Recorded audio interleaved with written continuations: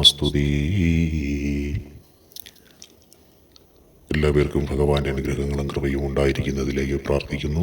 എല്ലാവരെയും ഭഗവാൻ സമൃദ്ധമായി അനുഗ്രഹിക്കട്ടെ. എല്ലാവരിലും ഭഗവാന്റെ അനുഗ്രഹം ഉണ്ടാകട്ടെ, സമൃദ്ധി ഉണ്ടാകട്ടെ, ഐശ്വര്യങ്ങളുണ്ടാകട്ടെ.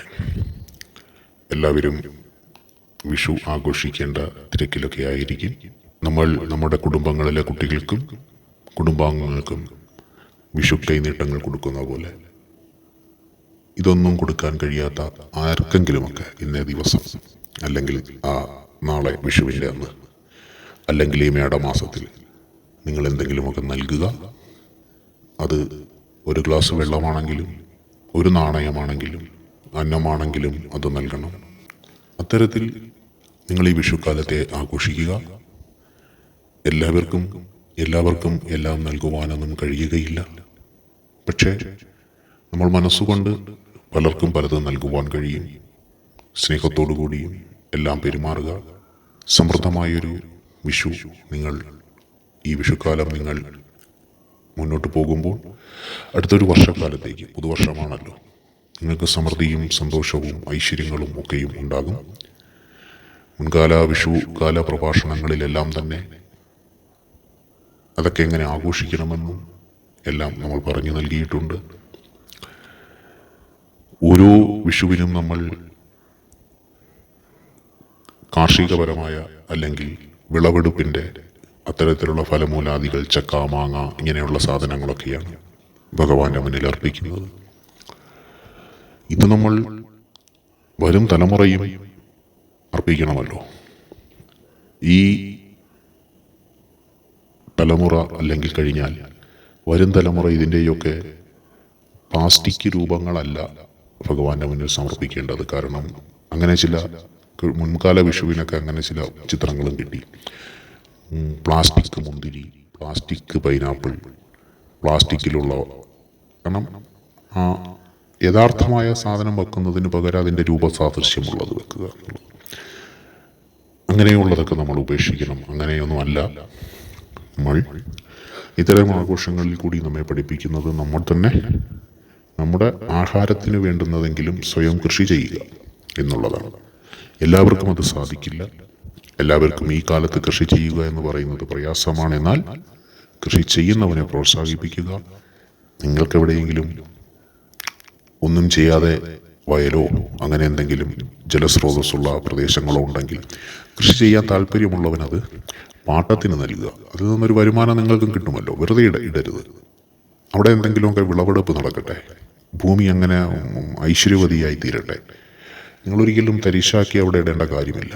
അങ്ങനെ നിങ്ങൾക്ക് സമയമില്ല, അല്ലെങ്കിൽ നിങ്ങൾക്കതിനോട് അറിയത്തില്ല എന്നുണ്ടെങ്കിൽ അറിയാവുന്നവർക്ക് അതിന് വെണ്ടക്കയോ പടവലങ്ങയോ അങ്ങനെ എന്തെങ്കിലുമൊക്കെ ചെയ്യാൻ, അങ്ങനെ എവിടെയെങ്കിലും ഉണ്ടെങ്കിൽ, അങ്ങനെ അത്തരത്തിൽ ആൾക്കാരുണ്ടെങ്കിൽ അതിനെ ഒന്ന് ആ മണ്ണൊക്കെ ഇളക്കി മറിച്ച് അവിടെ എന്തെങ്കിലുമൊക്കെ കൃഷി ചെയ്യുന്ന ഒരു കാര്യത്തിലേക്ക് എത്തുക. അതുപോലെ തന്നെ ഈ വർഷം കായ്ഫലങ്ങൾ തന്നതുപോലെ എല്ലാ വർഷവും ഈ വർഷം മുഴുവനും അത് ലഭിക്കുന്നതിന് വേണ്ടിയിട്ട് നിങ്ങളുടെ വീടിനോ പരിസരത്തോ ചുറ്റും, അല്ലെങ്കിൽ നിങ്ങളുടെ പറമ്പിലോ ഉള്ള തെങ്ങാണെങ്കിലും കമുകാണെങ്കിലും വാഴയാണെങ്കിലും മാവാണെങ്കിലും പ്ലാവാണെങ്കിലും അതിനൊക്കെയും വേണ്ട വിധത്തിൽ പരിചരിച്ച് അതിന് വേണ്ടുന്ന ജൈവവളങ്ങളോ അങ്ങനെ എന്തെങ്കിലും കാര്യങ്ങളൊക്കെയും ചെയ്ത് അത് ഏറ്റവും നല്ല ഫലം നമുക്ക് നൽകുന്നതിന് വേണ്ടിയിട്ട് അത്തരത്തിൽ ഉള്ള ശ്രമങ്ങളും ചെയ്യണം. അല്ലാതെ മാർക്കറ്റിൽ പോയി നമുക്ക് ലഭ്യമാകുന്നതൊക്കെ വാങ്ങി കൊണ്ട് വയ്ക്കുകയും കണിക്കൊന്ന വയ്ക്കുകയും ഒക്കെ ചെയ്ത് നമ്മൾ വിഷുക്കണി ആഘോഷിക്കാറുണ്ട്. അപ്പോൾ ഇപ്പോഴൊരു തീരുമാനമെടുക്കണം. അടുത്ത വിഷുക്കണിയിൽ ഞാൻ എൻ്റെ പറമ്പിൽ നിന്നോ അല്ലെങ്കിൽ എൻ്റേതായ തരിശായി കിടക്കുന്ന പ്രദേശത്തു നിന്നോ എന്തെങ്കിലും ഒന്ന് വിളവെടുത്ത് ഞാനത് ഭഗവാന് മുന്നിൽ വെക്കും. ഇതൊക്കെയാണ് ഇത്തരം ആഘോഷങ്ങളിൽ നമുക്ക് തന്നതിൽ കൂടി ഭഗവാൻ ലക്ഷ്യമാക്കുന്നത്. അല്ലാതെ ഇതൊന്നും ഭഗവാൻ വന്ന് കഴിക്കാറുണ്ടോ? നിങ്ങൾ വെക്കുന്ന പൈനാപ്പിളോ മാങ്ങയോ ചക്കയോ ഇതേതെങ്കിലും ഭഗവാൻ വന്ന് കഴിക്കാറുണ്ടോ? ഇല്ലല്ലോ. അപ്പോൾ ഇതൊക്കെ നമ്മൾ തന്നെയാണ് അടുത്ത ദിവസം അല്ലെങ്കിൽ ആ വിഷുക്കണി കഴിഞ്ഞിട്ട് നമ്മൾ തന്നെയാണ് അതൊക്കെ എടുത്ത് ഭക്ഷിക്കുന്നത്. അപ്പോൾ അത് മനുഷ്യന് വേണ്ടി തന്നതാണ്. നമ്മൾ തന്നെ അത് കൃഷി ചെയ്ത് പരിപാലിക്കുന്നതിന് വേണ്ടിയിട്ടും ഒരു കാർഷിക ബോധം നമ്മൾ ഉണ്ടാക്കുന്നതിന് വേണ്ടിയിട്ടുമാണ് ഇത്തരത്തിലുള്ള ആചാരങ്ങൾ നമുക്ക് തന്നിട്ടുള്ളത്. അല്ലാതെ ഇതൊക്കെ നിർബന്ധമായി ചെയ്യണമെന്നോ അല്ലെങ്കിൽ ഒരു മതത്തിൻ്റെ നിർബന്ധ ബുദ്ധിക്ക് അധീനമാണെന്നോ എന്നുള്ളതൊന്നും അല്ല. നിങ്ങളത് ചെയ്താൽ നിങ്ങളുടെ തലമുറ ഭക്ഷണം കഴിക്കുന്ന സാഹചര്യത്തിലേക്ക് എത്തും, നല്ല ഭക്ഷണം കഴിക്കുന്ന സാഹചര്യത്തിലേക്ക് എത്തും. നല്ല കൃഷികൾ നമുക്ക് നല്ല ഭക്ഷണത്തെ തരും എന്നുള്ളതാണ്. അതുപോലെ ഇപ്പോൾ മട്ടുപ്പാവിലൊക്കെ കൃഷി ചെയ്യുന്ന രീതികളൊക്കെ വന്നിട്ടുണ്ട്. അവനവന് വേണമെങ്കിൽ വെണ്ടക്കായോ അങ്ങനെയുള്ള തക്കാളി ഇത്തരത്തിലുള്ളതൊക്കെ കൃഷി ചെയ്യുന്ന ഒരു സാഹചര്യം ഉണ്ടായിട്ടുണ്ട്. അതൊക്കെ ഒന്ന് ചെയ്താൽ നന്നായിരിക്കും. അവർ തന്നെ വീട്ടിൽ വെറുതെ നിൽക്കുന്ന അമ്മമാരൊക്കെ ഇല്ലേ, അപ്പോൾ അത്തരത്തിൽ അതൊക്കെ ഒന്ന് മട്ടുപ്പാവിൽ കൃഷിയൊക്കെ ചെയ്ത് നിങ്ങളുടെ വീട്ടിലേക്ക് ഈ കീടനാശിനികളൊന്നുമില്ലാത്ത രീതിയിലുള്ള നല്ല ഫലമൂലാദികളൊക്കെ നിങ്ങൾക്ക് ഉൽപ്പാദിപ്പിച്ചെടുക്കുവാൻ കഴിയും. അതാണ് ഈ വിഷു കണ്ണി എന്നതുകൊണ്ട് ഭഗവാൻ നമുക്ക് തരുന്ന സന്ദേശം. കാരണം നമ്മൾ വിഷുവിന് വെക്കുന്ന പൂവേതാണ്? കണിക്കൊന്ന എന്ന് പറയും. ഈ കണിക്കൊന്നയ്ക്കൊരു പ്രത്യേകതയുണ്ട്. അത് വർഷത്തിൽ ഒരിക്കൽ മാത്രമേ പൂവിടുകയുള്ളൂ. നമ്മളെ മുറ്റത്ത് നിൽക്കുന്ന മറ്റ് അരളിയോ ചെമ്പരത്തിയോ തെച്ചിയോ ഒക്കെ ആണെങ്കിൽ ശംഖുപുഷ്പവും ഒക്കെയും ദൈനംദിനമായി പൂവിടുന്നത് നമുക്ക് കാണാം. പക്ഷേ കണിക്കൊന്നയെ സംബന്ധിച്ച് വർഷത്തിലൊരിക്കൽ മാത്രമാണ് അത് പൂവിടുന്നത്. വർഷത്തിൽ ഒരിക്കൽ അത് നമുക്കൊരു ഐശ്വര്യത്തിൻ്റെ നിറമായ ആ ഒരു മഞ്ഞ കുടമണിയുടെ ആകൃതിയിലുള്ള ആ മഞ്ഞ പൂവ്, അത് കാണുവാൻ തന്നെ വളരെ ഭംഗിയല്ലേ, നമ്മുടെ മനസ്സിനൊരു സന്തോഷമല്ലേ. അതാണ് ഭഗവാന്റെ മുന്നിൽ സമർപ്പിക്കുന്നത് നിങ്ങൾ. അപ്പോൾ വർഷത്തിൽ ഒരിക്കൽ മാത്രം ആണ് അത് പൂവിടുന്നതെങ്കിൽ നിങ്ങൾ അതിനൊന്നും നൽകാറില്ല. കണിക്കൊന്നയ്ക്ക് എന്താ ചെയ്യുന്നത്? അത് ഭൂമിയിൽ നിന്ന് സ്വയം ഇതെല്ലാം എടുത്ത് നിങ്ങൾക്ക് വേണ്ടി വളരെ ഐശ്വര്യമുള്ളൊരു പൂവ് അത് നിങ്ങളുടെ മുന്നിലേക്ക് സമ്മാനിക്കുന്നു. അത് ഭഗവാൻ തന്നെ നൽകുന്നതാണ്. അങ്ങനെയെങ്കിൽ വർഷം മുഴുവൻ, ഈ പുതുവർഷക്കാലം മുഴുവൻ നിങ്ങൾ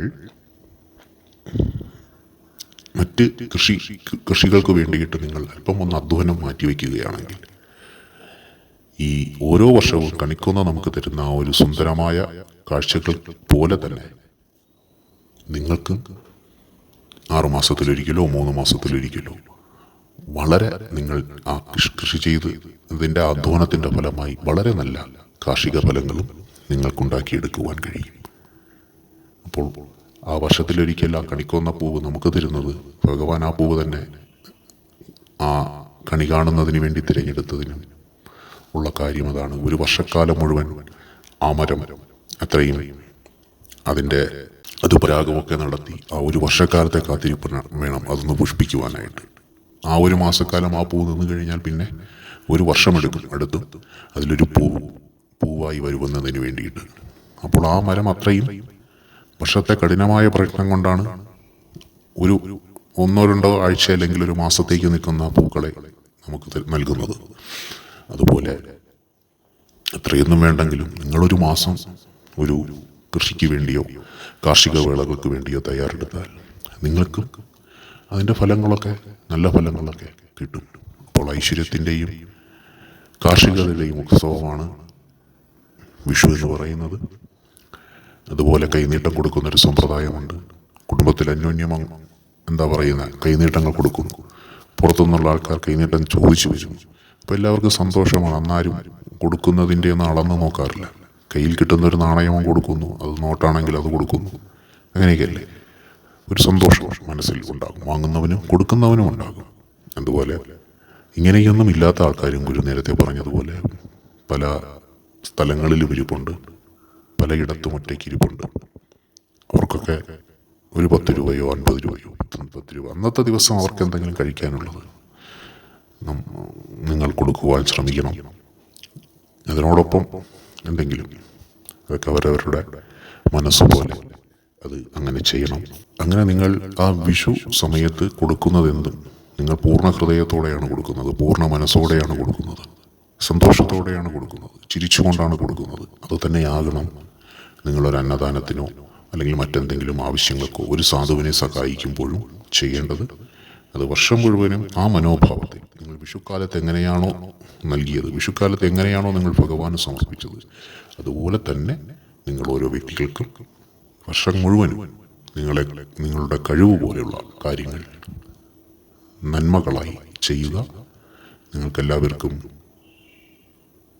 വളരെ സമൃദ്ധമായ, സമ്പദ് സമൃദ്ധമായ, ഐശ്വര്യപൂർണമായ വിഷു ആശംസിക്കുന്നു. ഈ വരും വർഷക്കാലം മുഴുവൻ നിങ്ങൾക്ക് ഭഗവാന്റെ വലിയ അനുഗ്രഹങ്ങളും കൃപയും ഏറ്റവും കൂടിയ രീതിയിൽ തന്നെ ഉണ്ടായിരിക്കട്ടെ. ഏറ്റവും നല്ല രീതിയിൽ ഭഗവാൻ സംരക്ഷകനായി നിൽക്കട്ടെ.